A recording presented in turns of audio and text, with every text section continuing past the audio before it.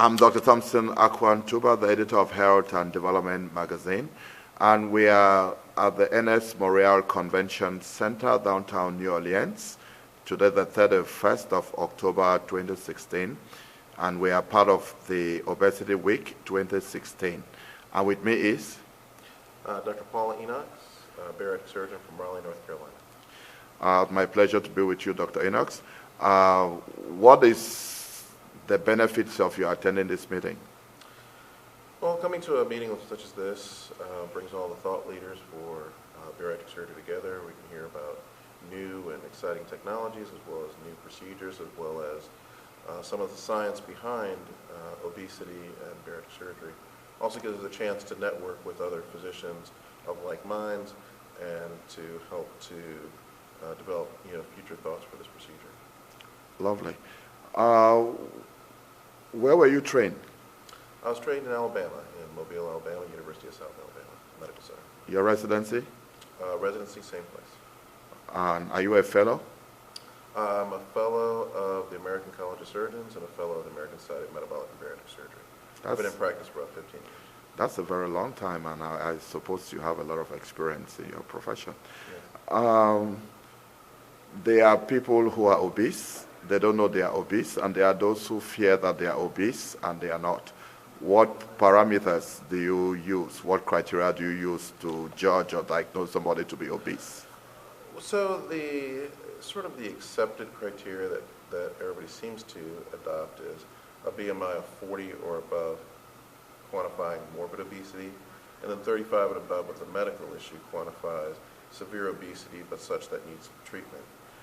The actual BMI of 30 or above does quantify obesity, though, and there are treatments now that are available for patients of anybody with a BMI of 30 or above that could qualify.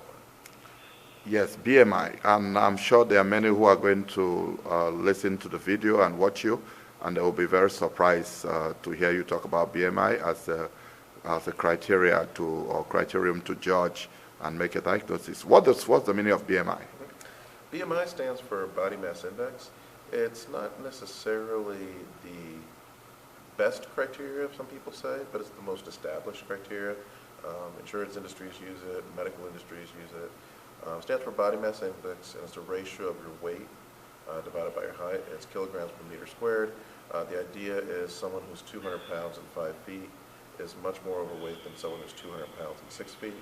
So you have to look at a ratio of your weight and height to determine how overweight someone is. Yeah, ratio of weight and height. Is there anything, if I get a patient, I get their height and their weight and I find a ratio, or there's some multiplication or something to be done in order to establish a BMI?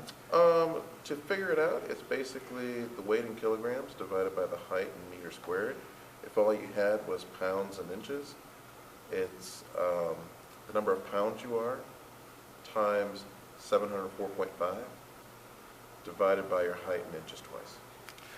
As a surgeon, there are many people who have been told that the preventive methods they have used to control their obesity has not worked. That is diet, exercise, and other things. And they have been thinking of the different surgical procedures which are out there. Some of them are resection of the stomach and the balloon and stuff. Can you explain some of those procedures that you do, which are like common everyday? When I say everyday, like those ones which are very often commonly done in your practice? Sure. When you look at obesity, I think it's been accepted now that obesity is a chronic disease, sort of like diabetes and high blood pressure. And just as with any chronic disease, although you may start with the treatment, as the disease progresses, you may need a more aggressive treatment. Ultimately, though, once you leave diet and exercise and medical management of obesity, most of the established procedures in bariatric surgery fall into two categories.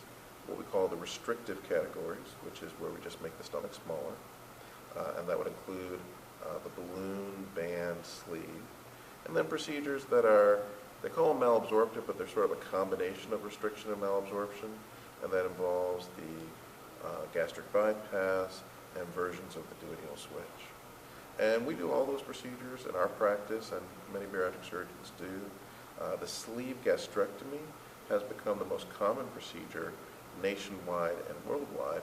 And for most physicians, that's the most common procedure they do. It ends up being about 2/3 of our practice, and that's a procedure where we just divide the stomach to make it smaller, end up creating a tube out of the stomach. Your anatomy stays the same, just a smaller stomach. Thank you. There are many out there who would still want to use some preventive measures to control and check their weight. What are some of those measures that you advise or educate your patients to apply in their lifestyle?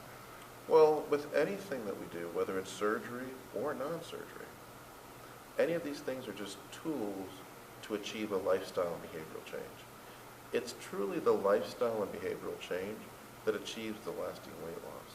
Even surgery in and of itself, we tell patients, surgery is not designed to create lasting weight loss. Surgery is designed to act as a tool to help you achieve that lifestyle and behavioral change.